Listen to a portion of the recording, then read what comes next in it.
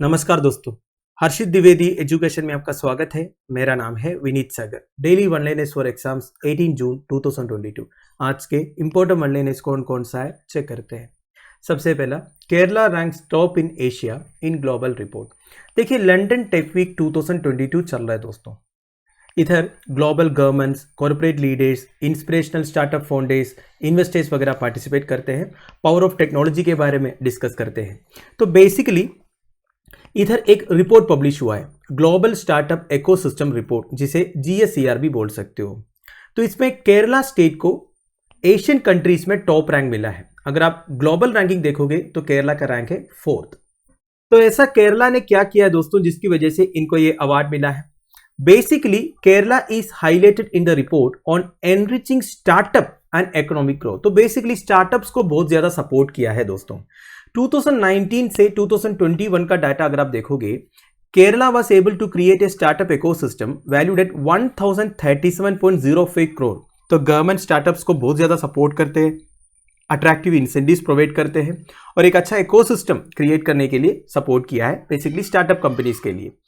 तो देखिए, GSCR 2020 में केरला का रैंक 5th था एशिया में और 20 था वर्ल्ड में। अब जाके कंसिडरेबल इंप्रूवमेंट हुआ है। एशिया में 1st है, दुनिया में 4th है। अगला है इंटरनेशनल लिटरेरी फेस्टिवल उन्मेष। 3 दिन का इंटरनेशनल लिटरेरी फेस्टिवल उन्मेष शुरू हुआ है कैटी थिएटर, हिमाचल प्रदेश में। 15 कंट्री से रिप्रेजेंटेटिव्स आए हुए दोस्तों, representing over 60 languages like 425 writers, poets, translators, critics और डिस्टिंग्विश्ड पर्सनालिटीज भी है। फेस्टिवल को फॉर्मली इनॉग्रेट किया है union minister of state for culture Arjun Ram Meghwal.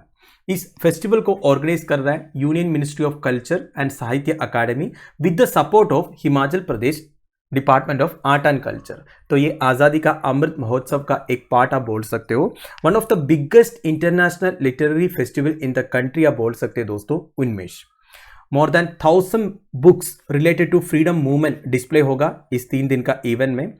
Booker prize winning author Geetanjali Shree भी अपना व्यूज एक्सप्रेस करेंगे इस फेस्टिवल के दौरान।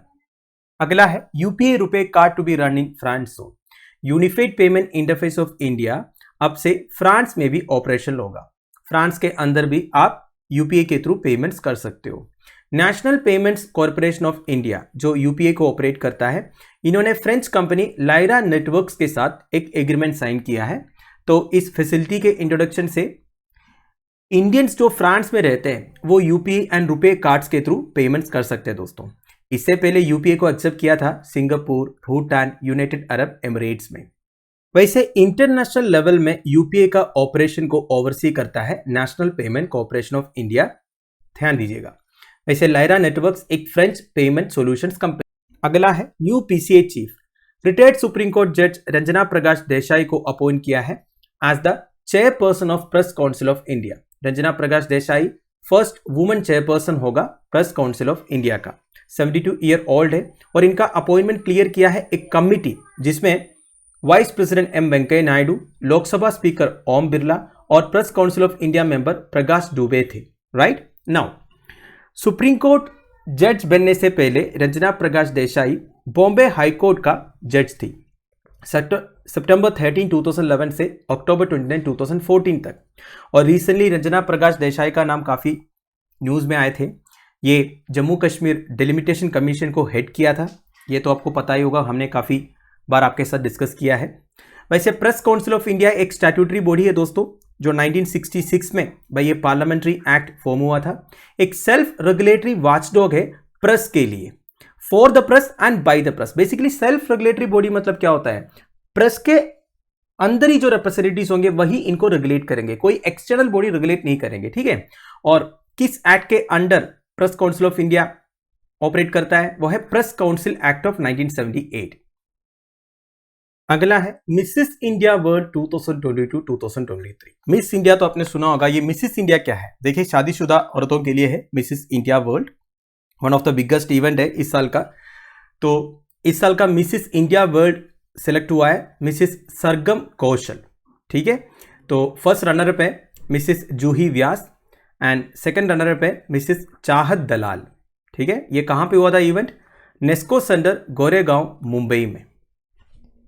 तो इस कंपटीशन में टोटल 51 कंटेस्टेंट्स थे from all parts of India. अगला है India first underground museum of revolutionaries. देखिए महाराष्ट्र में एक गैलरी ऑफ रेवोल्यूशनरीज इनॉग्रेट किया है प्राइम मिनिस्टर नरेंद्र मोदी जी। ये गैलरी की स्पेशलिटी यह है दोस्तों, ये अंडरग्राउंड है।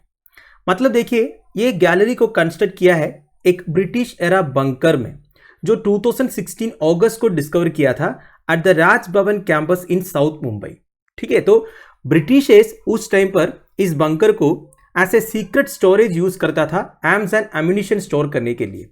तो इसी बंकर को अभी गैलरी ऑफ रेवोल्यूशनरीज बना दिया है। तो इसमें बेसिकली फ्रीडम स्ट्रगल हीरोज के बारे में इंफॉर्मेशन है, उनके इंडिपेंडेंस मूवमेंट में रोल के बारे में इंफॉर्मेशन है, काफ़ी सारे स्कल्पचर्स है, रेयर फोटोग्राफ्स है, म्यूरल्स है and details on tribal revolutionaries भी है जिसे स्कूल किड्स ने बनाया है। तो काफ़ी कुछ डिटेल्स आपको मिल जाएगा इंडियन फ्रीडम स्ट्रगल के बारे में इस गैलरी ऑफ रेवोल्यूशनरीज में। वैसे दोस्तों महाराष्ट्र से काफ़ी सारे पर्सनालिटीज इंडियन फ्रीडम स्ट्रगल में कंट्रीब्यूट किया है। छत्रपति शिवाजी महाराज से लेके हमारा constitution maker doctor Baba Saheb Ambedkar तक काफ़ी पर्सनालिटीज है महाराष्ट्र से। तो इन सब के बारे में डिटेल्स आपको मिल जाएगा गैलरी ऑफ रेवोल्यूशनरीज में। ये क्वेश्चन बन सकता है, आप ध्यान दीजिएगा। गैलरी ऑफ रेवोल्यूशनरीज कहाँ पे है? महाराष्ट्र में। Final news, Karnataka first wild orchidarium to come up at Kali tiger reserve. देखिए कर्नाटका स्टेट में वाइल्ड ऑर्किड वेराइटीज अवेलेबल है। ऑर्किड एक टाइप का फ्लावर है। तो इन वाइल्ड ऑर्किड वेराइटीज को कंजर्व करने के लिए फॉरेस्ट डिपार्टमेंट ऑफ कर्नाटका एक ऑर्किडारियम एस्टैब्लिश करने वाला है Kali tiger reserve of Uttara Kannada district में। ऑर्किडारियम मतलब जहां पे ये ऑर्किड वेराइटीज का कंजर्वेशन होगा, प्रोटेक्शन होगा। ठीक है, इसे आप ऑर्किडारियम बोल सकते हो। नाउ ये उत्तर कन्नड़ा डिस्ट्रिक्ट में नुज्जी विलेज ऑफ जोइडा तालुक में आएगा। ठीक है, नाउ काली टाइगर रिजर्व के बारे में कुछ basic details.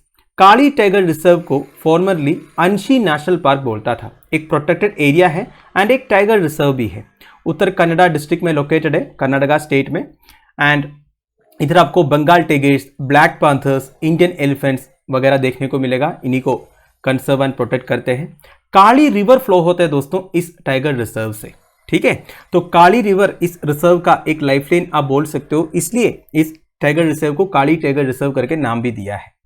Tiger reserve is spread over an area of 1300 square kilometres. वैसे कर्नाटका में 3 टाइगर रिजर्व है दोस्तों। एक दंडेली अंशी टाइगर रिजर्व जो आप काली टाइगर रिजर्व भी बोल सकते हो, फिर बंदीपुर टाइगर रिजर्व, तीसरा भद्रा वाइल्ड लाइफ सैंक्चुरी, ये भी एक टाइगर रिजर्व है। तो दोस्तों that's end of it. I hope आपको वीडियो इन्फॉर्मेटिव लगा होगा। लेक्चर की पीडीएफ एज यूजुअल आपको टेलीग्राम चैनल में मिल जाएगा, जिसका लिंक नीचे डिस्क्रिप्शन बॉक्स में प्रोवाइडेड है। Thank you for watching. Bye bye, have a nice day.